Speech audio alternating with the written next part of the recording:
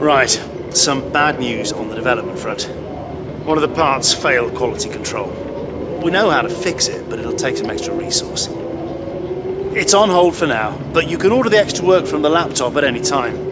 What's up guys, and welcome back to a brand new video and a brand new episode of my F1 2017 career mode, and we are here for round number 8 of the season at the dreaded Baku circuit, the one track on the calendar that I'm absolutely bricking it for, because in past seasons and also in past F1 games we've not been particularly great around here. So this is one of them tracks where I've got to try and exercise my demons, so to speak, and try and pull a performance out of the bag. And if we could do anything like Bahrain and just try and get the monkey off our back and just sort of score any sort of points this weekend, I'd be very happy with that sort of result. I mean, I'd probably like a top 8 so that we can sort of classify within the top 4 teams. That'd be a pretty good result for me. So I think in principle I'd probably take that. But if you guys did miss the previous episode at Canada, then I do urge you to go check it out, because especially in the last 3 or 4 races, ever since the patch was released for the Russian Grand Prix, things have changed big time in this career mode, and you guys really need to go check out some of the previous episodes to get up to speed and realise what we're actually fighting for this season, because the last few races especially have been absolutely mad. I can't describe what's happened in the last few races, but somehow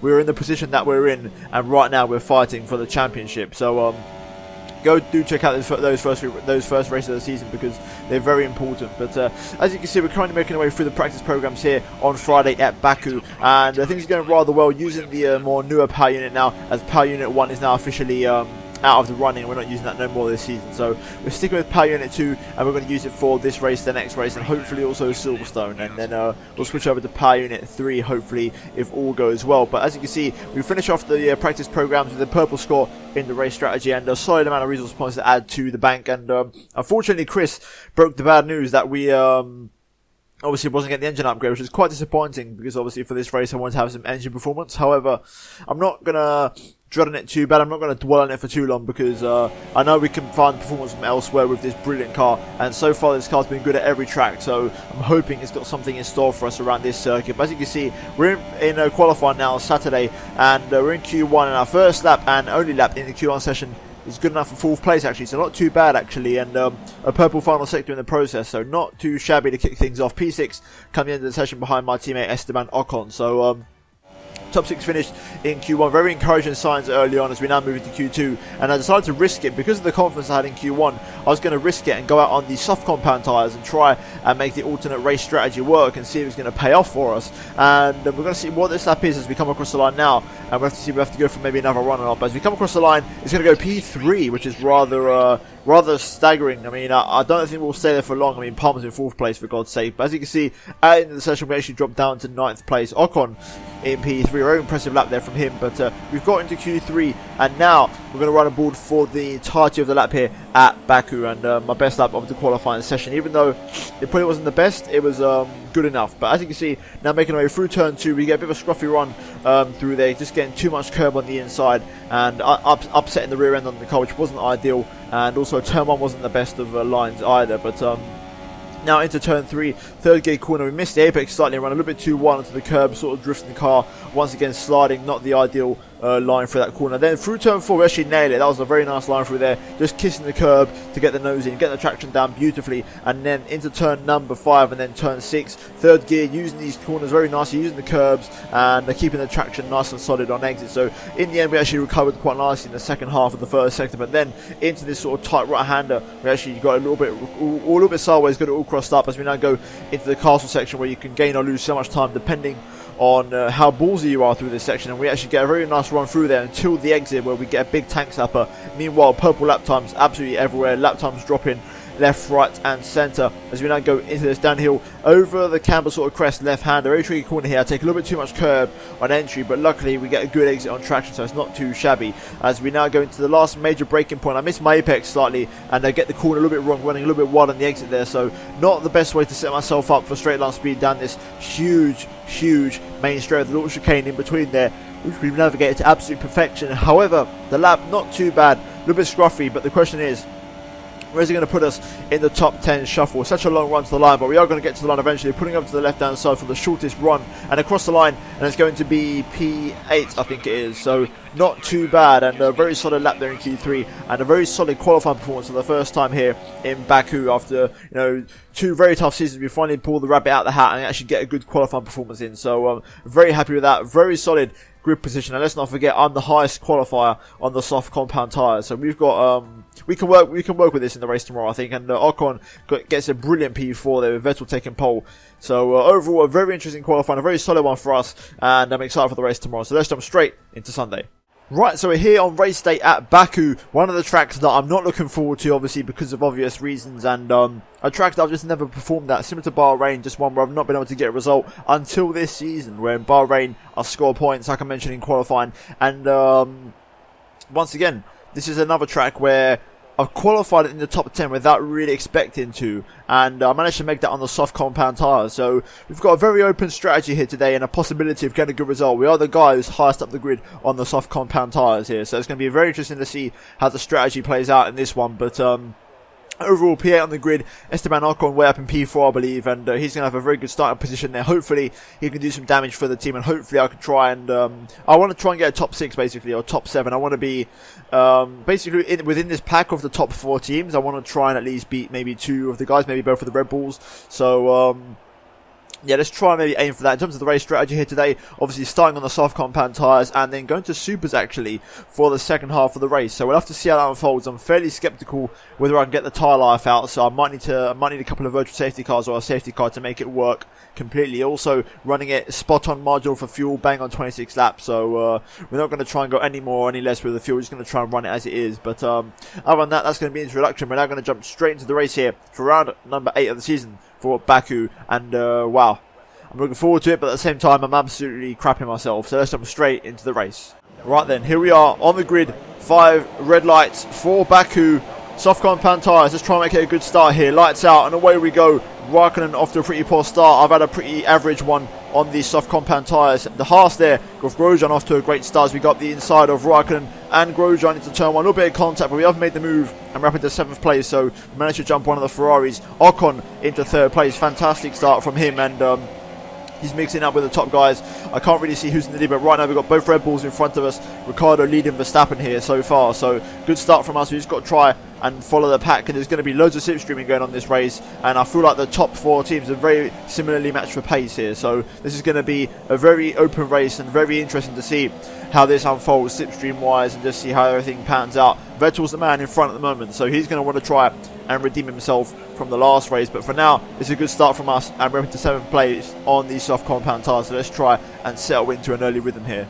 Okay, Hamilton has dropped down to 4th place. I think he's got some issues because Bottas has passed him and Ocon is into 2nd place, and I don't know what's going on with Lewis at the moment, but he's dropping through the field and he's starting to hold everybody up. So I wonder if he's maybe got a missing gear or a car problem, but either way he's going to start causing a little bit of trouble here as the front 3 break away, and now myself and both of the Red Bulls and Grosjean and also Kimi Raikkonen are getting sort of bunched up in this pack here. So thanks to Lewis, we do have a chance of trying to make a cheeky little move on these guys if we can time it right. Probably onto the back straight if I can get a good exit. So let's try and sit behind these and try and get a move sorted out onto the main straight.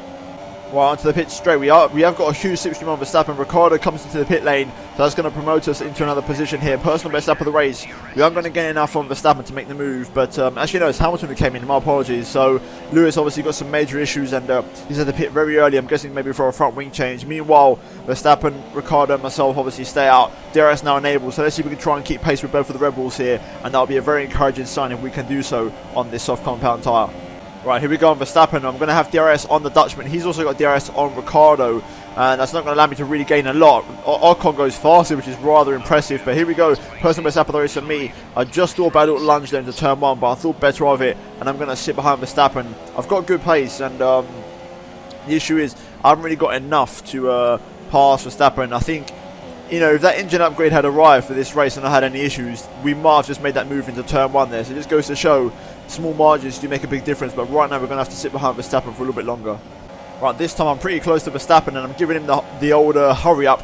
I think this could be the one where I try to make a pass because I'm much closer. Even before DRS, I'm already starting to gain on him in a straight line here. So here we go, got a huge momentum on Verstappen. DRS now wide open. He's got DRS on his teammate, but it's going to make no difference as we pull to the left-hand side. And look at the straight line speed we've got on Max Verstappen. As we go into turn 1, just going to sort of cover the outside line. And there we go, we're up into 5th place. And that is a very nice move on the Dutchman. And now we're going to try and get a move on Ricciardo, who won't have DRS here, so that should be a little bit easy. But about a shock and exit out of turn 2, so that's not going to allow me to make the move on Ricciardo just yet. But hopefully I can replicate what I did on his teammate at the end of this lap, hopefully. Right, I'm a little bit far back from Danny Rick, but like I said, he's not going to have DRS, so this should be a fairly comprehensive and simple move if we get close enough into turn 1, which, to be fair, Ricciardo's got some okay straight line speed in that Red Bull, but we are gaining a huge amount of him. He goes defensive slightly into turn 1. We are going to go for the outside line, but Ricciardo defends it beautifully on the inside, and we can't get past just yet. Let's try, and this time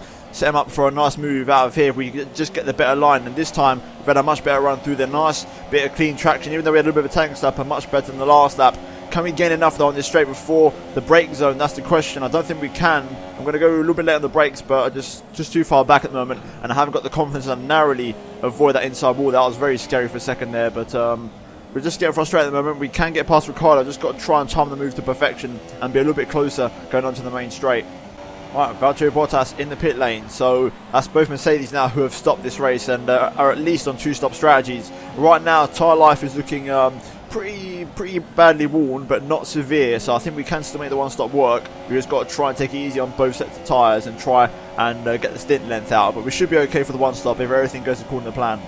Interestingly enough, Ricciardo's actually picked up his pace because I've shaken off Verstappen. Verstappen is out of DRS, but Ricciardo just seems to have found a couple of tenths of a second because I'm like doing good lap time still. I'm pretty much neck and neck with my personal best, as you can see now coming across the line. I mean, 6 tenths off, that's not too bad. I mean, I lost 6 tenths in the final sector alone, but still, my pace is pretty good. Tyres are holding up okay, so I think Ricciardo just got some pace or something. I think he's found a bit of a second wind on them super soft tyres because I can't match him at the moment and he's just a little bit too quick for me. Right, Ocon in the pit lane, and I think Ricciardo's coming in, so I think most of the super soft runners are going to come into the pit lane. Vettel stays out for one more lap, interestingly enough, and also Verstappen as well, but a few different strategies going on at the moment, and those on super switching over to, I'm presuming, the soft compound tyres. I mean, if they go over to mediums, that would be lovely for me, but I'm expecting to go into softs. Meanwhile, we're doing a good job at the moment, just controlling the tyres. Lap 11, about 3 more laps until my first stop of the race. Rear left, also rear right on 39%, that's my only concern so far. But the car's performing nicely, and the pace is good at the moment as we navigate. I believe that's Massa out of the race there, but Vettel leads the way. Verstappen's in third, and I'm in second. And now I've got the benefit of the race strategy tyre, so let's keep going here. Pace at the moment is very good. Right, Seb's in the pit lane, and Verstappen's going to follow him, so we're going to be roaming solo up front, so we've got to try and set some good pace and some good lap times and be consistent on this tyre now, even more critical than ever before. Vettel onto soft tyres, and I'm going to presume Verstappen does the same, so let's try and push now. No mistakes, we've got to be very quick. Oh, Daniel Ricciardo out of the race. That's a big retirement there for the Red Bull, so they'll be disappointed with that one. Ocon and Vettel are the two fastest guys on the track right now. They're absolutely flying. Vettel, purple lap last time round. I'm coming in this lap, but they've had them some very good pace on them fresh, soft tyres. So I'm pretty much looking forward now to going onto brand new boots, onto brand new super softs and see what our pace is like. Right, we're going to prepare for our first stop of the race. Let's try and make it a nice, good one and try and be nice and efficient with it, not lose too much time. Nice and aggressive, pushing it on the entry here, and then taking it very easy right at the last second, slowing down to 60. Almost went for the 80 there, forgetting that this pit lane is 60, but as you can see, there goes my teammate, there goes Seb shortly behind, and now let's see where we rejoin basically. It's a very slow stop, 3-second bang on. Disappointed with that one. The boy's not really giving me the best of possible stops. I know Bottas has got car issues, and he's sort of struggling at the moment. We've got Verstappen here, literally on my right hand side, so has he managed to undercut me? He's going to be very close. I think he's just managed to, if not, it's going to be neck and neck as we go into turn 2 here. He's on my outside. Have we done enough and managed to hold on with the overcut? Yes, we have, and we're in third place on brand new super soft compound tyres here, so we're going to be very quick. The question is, can we make up the gap to Sebastian Vettel? That's going to be the question, and also, can we keep Verstappen behind, because he's looking very racy at the moment, but there we go. We've managed to defend into that brake zone, so now we should have the pace to pull away, hopefully. Now the question is, can we catch Vettel and Esteban Ocon this race? Fastest lap of the Grand Prix. The question is, am I gaining a lot on Seb? And the answer is not that much. 7. Ocon's pace is absolutely ridiculous. Like, they are fast. I'm very shocked. I'm very surprised, in a good way, to see how quick Ocon is around here, because it makes it interesting. Meanwhile, Raikkonen, the defending champion, making the move on Max Verstappen, so he's going to be hot on Martel. So we've got to keep an eye out for him, as he's going to be very quick as a Ferrari man. But so far, we're holding 3rd place, and I think we will get this podium as long as the tyres hold up. I think Raikkonen might have the legs on me in the long run, but so far, our pace is the best on the circuit at the moment. Alright, looks like Vettel has finally made the move on Esteban Ocon. Looks like myself and Ocon now are starting to sort of go backwards a little bit as the Ferraris come into play here. But the pace from both of the Force Indians here today has been absolutely incredible, and we've really put up a stellar effort. Raikkonen is catching me slightly, but we're pretty much neck and neck for lap times. He's just got the edge of me ever so slightly, but we are actually catching the 2 guys in front. I don't know if I'll be catching them enough by the end of the Grand Prix, but we're making inroads at the moment. Okay, so another fastest lap. Still got a little bit of pace left in this car yet, and I've actually extended my lead over Raikkonen, surprisingly, and I'm actually catching Ocon quite a bit here, so this might not be over just yet. Oh, Ocon's got a problem with his car. What? Something's wrong. Ocon. Oh no, something's happened with him. I think he might have had a puncture. Oh no, please come into the pit now. I know he's staying out for one more lap, but why has he done that for? Ocon, mate. Oh no. Double podium's gone, boys. I've never been so disappointed to actually gain a P2 in a race. Oh man, that is horrible. Ocon was on for a podium and at 1 point to win this race. That is absolutely heartbreak for him, and I actually feel so bad for the guy. That was a perfect race he drove, and I think that's pretty much vanished in smoke now. Right, so sort of brief yellow flag conditions for a second here. I don't know what's going on, but there's something going on up ahead, and we've got a slow moving car here, and that's Esteban Ocon, who's going to hold me up into the castle. Oh my god, he's got no front wing.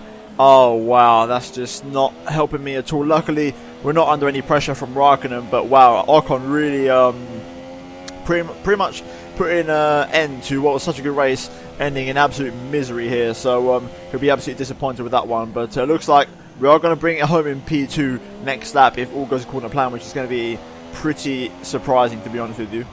Right then, here we go on to the pit straight. Sebastian Vettel wins at Baku, and he'll be very happy with that one. We've got 3 cars going 3 wide here a second, and we've got Van Dorn in the middle of the track, Ocon into the pit lane again, but we're going to come home for 2nd place in Baku. What an incredible result that is, and I'm very happy with that race. That is one of the best races I've ever driven, especially around this circuit. Definitely the best one I've ever had on any F1 game around here. Just the absolute sheer bulletproof consistency every single lap on both of those stints, especially on the super soft tyre and also on the soft tyre at the start as well. Just really good pace and really good consistency all round, and we deserve that podium in my opinion. From P8 on the grid to the P2, that is very satisfying. Unfortunately, we couldn't make it double forcing the podium with Ocon having his issues, which is very unfortunate once again, and I hope to see Ocon on the podium very soon, because I think that double forcing the podium and possible 1-2 Force India is looking on the cards and is looming to be occurring soon. But we're now going to move into the race results.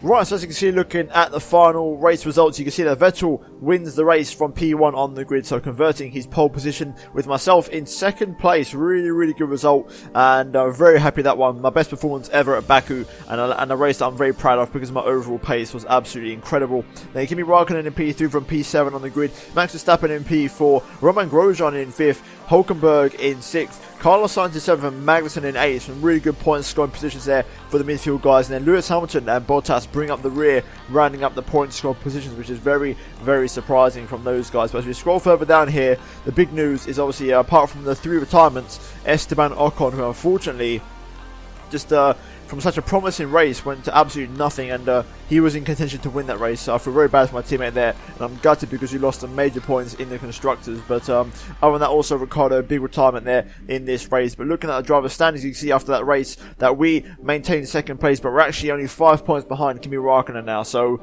this is absolutely incredible. I still can't believe we're doing this, but we're mounting a title charge here early on in the season. Meanwhile, Ocon loses the position to Max Verstappen after that race, and who knows, Ocon could have had another 18 points added to his name there, and that could have easily put him ahead of Lewis Hamilton. So it just goes to show how the pendulum of luck swings in the world of Formula 1. But looking finally at the constructors, you can see that luckily, even though Ocon DNF'd, forcing to comfortably hold 2nd place, and A very good result for us. Renault leaping from the bottom of the table straight up into the 7th place there thanks to Hulkenberg's result, so they'll be very happy with that one. But other than that, we're now going to jump into the laptop for the final part of the video.